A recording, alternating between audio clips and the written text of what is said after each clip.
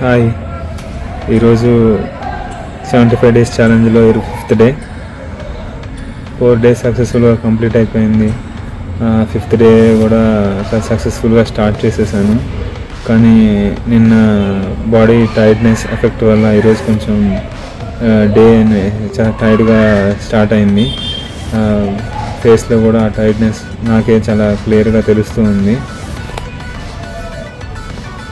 అయినా కానీ 5:40 నుంచి ట్రై చేసి 6:20కి ఎదురుమే లేచి ఫ్రెష్ అప్ అయిపోయి జిమ్కి స్టార్ట్ అయ్యి వచ్చేసాను. ఈరోజు లెగ్ వర్కౌట్ స్టార్ట్ చేద్దామని చెప్పేసి లెగ్స్కి వార్మప్ ఎక్సర్సైజ్ చేస్తూ ఉన్నాను. దానికి కొంచెం బాడీ టైర్డ్నెస్ వల్ల లేజీగా ఉండటం వల్ల కొంచెం బాడీని యాక్టివ్ చేద్దామని చెప్పేసి పుషప్స్తో వర్కౌట్ స్టార్ట్ చేశాను.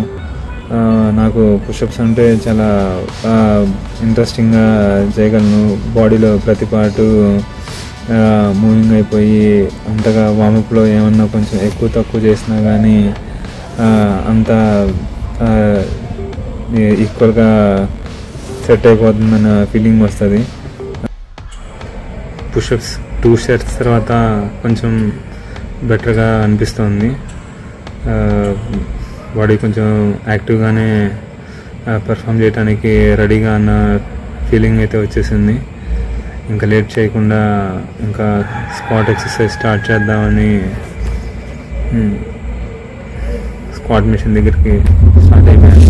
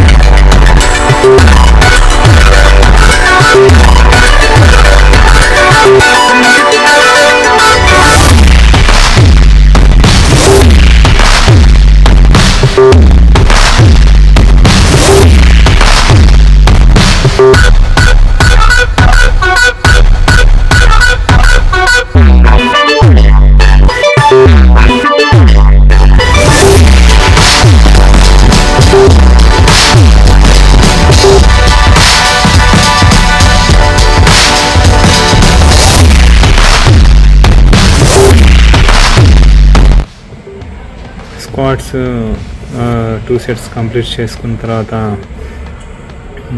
డంబెల్ స్క్వాట్కి కూడా 2 సెట్స్ చేద్దామని చెప్పేసి లైట్ వెయిట్తో డంబెల్ స్క్వాట్ స్టార్ట్ చేశాను.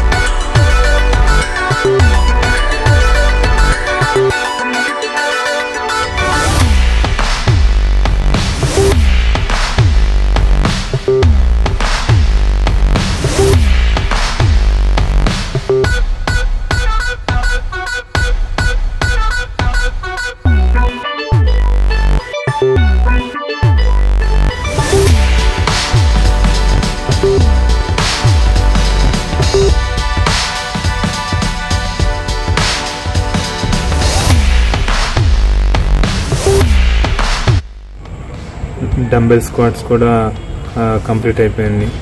ఇంకా లెగ్ ఆర్మ్ స్ట్రింగ్స్ కోసం లెగ్ రైజెస్ స్టార్ట్ చేశాను. ఈ లెగ్ రైజెస్ నా వరకు చాలా హార్డ్ ఎక్సర్సైజ్ అనిపిస్తుంది.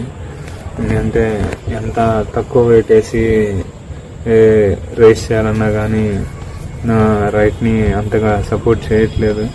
అంత సపోర్ట్ యూస్ చేసినా కానీ ఇన్నర్ నీలో అయితే సమ్ డిఫరెంట్ సౌండ్ అనేది నన్ను మెంటల్గా డిస్టర్బ్ చేస్తూనే ఉంది. ఏదో పెయిన్ని అంత ఇగ్నోర్ చేసినా అంతకంటే ఎక్కువ పర్ఫామ్ చేయలేకపోతున్నా. దీంతో స్క్వాట్ ఎక్సర్సైజ్ అయితే మెషిన్ మీద కంప్లీట్ అయిపోయింది. ఇప్పుడు కాప్స్ని స్ట్రెచ్చింగ్ చేసేసి దీని తర్వాత నా హామ్స్ట్రింగ్స్ కాప్స్ కోసం ఫిజియోథెరపీ చేయాలనిపించింది. ఫిజియోథెరపీలో కొన్ని డిఫరెంట్ ఎక్సర్సైజెస్ పోస్ట్ ఆపరేషన్ తర్వాత కొన్ని హాస్పిటల్లో నాకు కొన్ని ట్రైన్ చేశారు. అవే ఫిజియోథెరపీ ఎక్సర్సైజ్ని ఇప్పుడు చేస్తున్నా. ఇవి కొంచెం రిలాక్సింగ్గా అనిపిస్తాయి, బట్ కానీ అంతే ఎఫెక్టివ్గా మన హామ్స్ట్రింగ్స్ అండ్ కాప్స్ మీద కూడా వాటి ఎఫెక్ట్ ఉంటుంది. ఈ ఫిజియోథెరపీ వర్కౌట్స్ని చేయడంలో కొంచెం బ్యాలెన్స్ అనేది చాలా ఇంపార్టెంట్. కానీ కొంచెం బాడీ వెయిట్ వల్ల ఇంజురీ వల్ల తెలియదు, కానీ ఈ లెగ్ రైజింగ్ స్టాండింగ్ దమ్ములో మాత్రం కొంచెం బ్యాలెన్స్ని అయితే మిస్ అవుతున్నాను. అందుకే సపోర్ట్ తీసుకొని ఈ ఎక్సర్సైజ్ని చేయాల్సి వస్తుంది. అందుకే ఎంత కష్టమైనా కానీ ఆ బాడీ లెగ్స్లో మాత్రం స్ట్రెచ్చింగ్ అనేది చాలా బెటర్గా తెలుస్తూనే ఉంది. అనుకున్న సెట్స్ అన్నీ కంప్లీట్ చేసేసాను. దీంతో ఈరోజు నా లెగ్ వర్కౌట్ కంప్లీట్ అయిపోయింది. వర్కౌట్ ఫినిష్ చేసిన తర్వాత ఆఫ్టర్ స్వెట్ మార్నింగ్ ఉన్న టైర్డ్నెస్ కంటే చాలా బెటర్గానే అనిపిస్తూ ఉంది. క్లాస్కి టైం అయిపోయిందని చెప్పేసి మనకి ఇంటికి అయితే స్టార్ట్ అయిపోయాను. ఇలా నా వీడియోస్ అన్నీ చూస్తూ నన్ను సపోర్ట్ చేస్తూ మీరందరూ ఇస్తున్న రెస్పాన్స్కి చాలా హ్యాపీగా ఉంది. దాని తర్వాత ఇంటికి వచ్చేసి ముందుగానే సోక్ చేసుకున్న చియా సీడ్స్ని బిఫోర్ బ్రేక్ఫాస్ట్ క్లాస్కి వెళ్ళబోయే ముందు హాట్ వాటర్ మిక్స్ చేసుకొని లెమన్ అండ్ హనీ మిక్స్ చేసేసుకొని తాగడానికి స్టార్ట్ చేయగానే మధ్యలో ఫ్లాక్సీడ్ పౌడర్ వేసుకోవటం మర్చిపోయాను.